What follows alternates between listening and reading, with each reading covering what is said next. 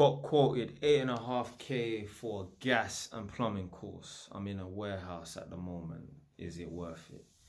I mean, it sounds like a lot, and it is a lot by modern people's standards and modern people's wages and salaries and savings and that. 8.5K is a lot of money. But at the same time, once you're qualified and you're in work, you will make that money back just like that.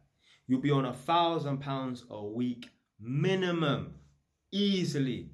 So, okay, you've paid 8.5K, call it 9K. That's 9 weeks worth of work and you've made your money back.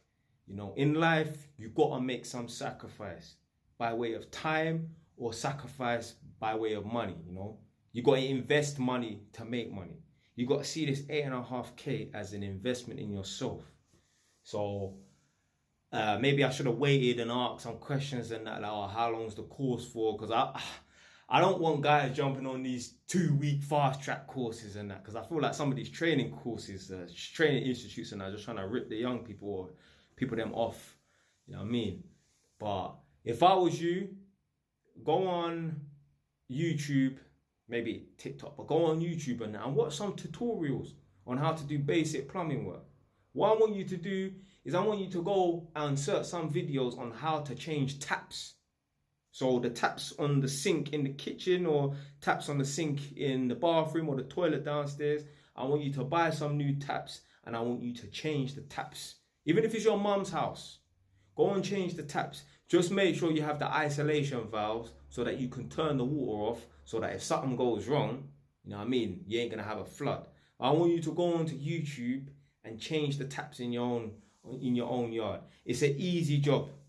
Make sure you buy all the correct tools and that. There's plenty of videos. Listen, the way I learn how to do plumbing is the way you can learn how to do plumbing, because I never had no mentor. I know how to do plumbing. I plumbed in a bath before. I've plumbed in a sink. I plumbed in a toilet. You know what? Go and do that as well. Go and buy a brand new toilet and go and change the toilet. Obviously, have £150 on standby just in case you fuck the toilet up and that, so you can go and pay a man to fix it. Or at least make sure you got 2 toilets in your yard. Let's imagine you live in a house and you got a bathroom upstairs with a toilet and then a WC downstairs with a toilet. Yeah, just in case you fuck it up and that. You don't want 6 people sharing one toilet. But yeah, it will be worth it. You pay the 8.5 grand, it will be worth it. So, man, that's what you gotta do, man. At some point in your life, you're gonna have to make some sacrifice by way of money, by way of time, or both. But it'll be worth it in the long run. Because said, £1,000 a week minimum. I must have had a problem with my gas supply. It was leaking and that. The gas pipe that was running from the gas meter to the boiler, there was something wrong with it. I had to pay a guy, I think a day or 2 days after Christmas, to come and fit a new pipe. It cost me £250 for him to do 2 hours work. I'm not too sure if you heard that. It cost me £250 for him to do 2 hours work. So, you know, how many 2 hours can you get in a day? I mean, you know, you could do them sort of jobs there 4 times in a day, or at least 3 times in a day.